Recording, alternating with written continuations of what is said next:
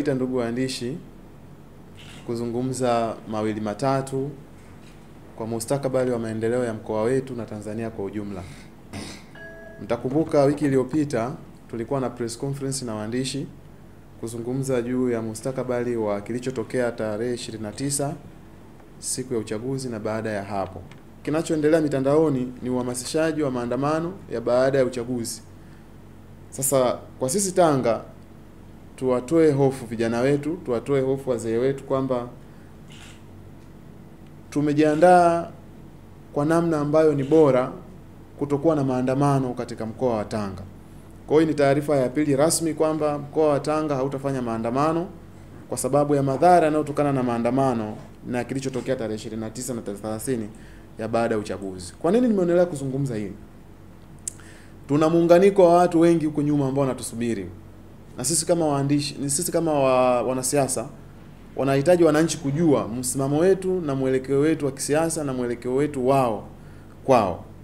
Kwa hiyo taarifa ni hii, kwa mkoa wa Tanga hakutakuwa na maandamano, japo viashiria vinaonyesha kwamba baadhi ya maeneo yana viashiria vidogo vidogo na hizo elements zinazoonyesha kwamba hali tofauti ya uhamasishaji.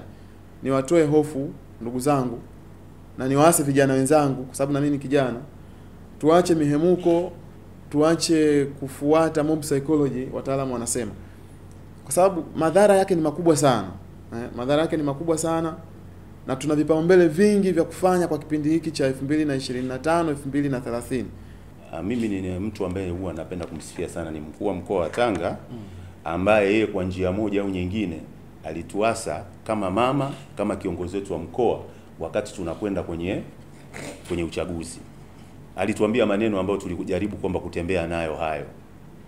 Tunakwenda kwenye uchaguzi, unaweza kutokea lolote, lakini linapotokea lazima turudi.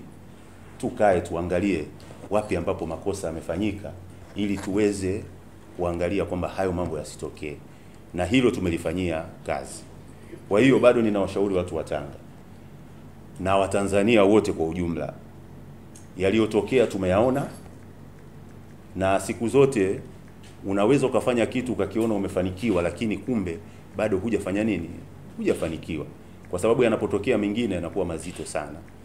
Na mnapofanya kitu alafu watu wakawasikiliza kwa njia moja, basi ni lazima tuangalie nao wanachokifanya kitu gani. Tumepata ahadi kwamba baadhi ya vitu vitafanya nini? Vitafanyiwa kazi.